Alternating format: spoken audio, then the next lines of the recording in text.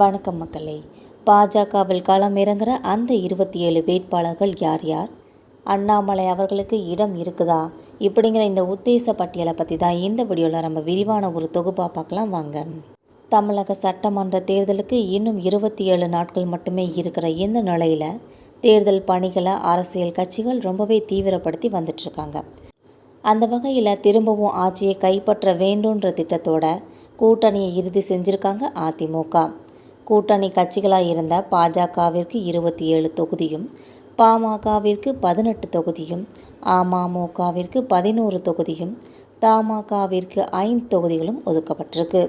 இதையடுத்து அதிமுகவோட சார்பாக போட்டிக்கிட்டு இருக்கிற 23 பெயர்களை வச்ச ஒரு முதல்கட்ட வேட்பாளர்களோட பட்டியலை வெளியிட்டிருக்காங்க என்பது குறிப்பிடத்தக்கது. இதுக்கு அடுத்ததாக வருகிற 28ஆம் தேதி அடுத்த கட்ட பட்டியலை வெளியிட இருக்கிறாங்கன்ற தகவலும் இப்போ கிடச்சிருக்கு.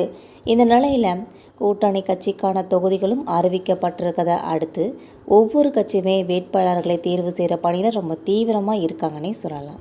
அந்த வகையில் பாமக, அமமுக இருக்கிற கட்சிகளில் யார் யாருக்கு தேர்தலில் போட்டியிடுறதுக்கான வாய்ப்புகள் இருக்குதுங்கிறத ஒரு உத்தேச பட்டியலோட வெளியாகிருக்குது.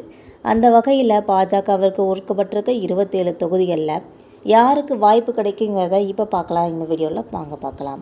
மயிலாப்பூரில் தமிழிசை சவுந்தரராஜன் அவர்களுக்கு, கோவை வடக்கு வானதி, தளி அமர் பிரசாத் ரெட்டி, உதகைக்கு இட்டக்கல் போஜராஜ், அவினாசிக்கு எல் முருகன் அவர்கள், திருப்பூர் தெற்கு ஏபி முருகானந்தம், மொடக்குறிச்சி கிருத்திகா சிவகுமார், கந்தர்வக்கோட்டை புரட்சி கவிதாசன், புதுக்கோட்டை ராமச்சந்திரன், திருப்பத்தூர் மேபுல் சத்யநாதன், மதுரை தெற்கு பேராசிரியர் சீனிவாசன், சாத்தூர் நயினார் நகேந்திரன், திருச்செந்தூர் கேஆர்எம் ராதாகிருஷ்ணன், வாசுதேவன் நல்லூர் அனந்தன் ஐயாசாமி, ராதாபுரம் கரு நாகராஜன் அல்லது பாலகிருஷ்ணன், நாகர்கோயிலில் காந்தி அல்லது பொன் ராதாகிருஷ்ணன், விளவங்காடு விஜயதாரணி, ஆவடி நரசிம்மான் மகேந்திரன் என்கிற அஸ்வின்குமார், திருவண்ணாமலை அஸ்வத்தாமன், தஞ்சை கருப்பு முருகானந்தம், திருவாரூர் பண்ணை வயல் இளங்கோ அல்லது பேட்டை சிவா, அறந்தாங்கியில் ராமசாமி அல்லது கவிதா சீனிவாசன்,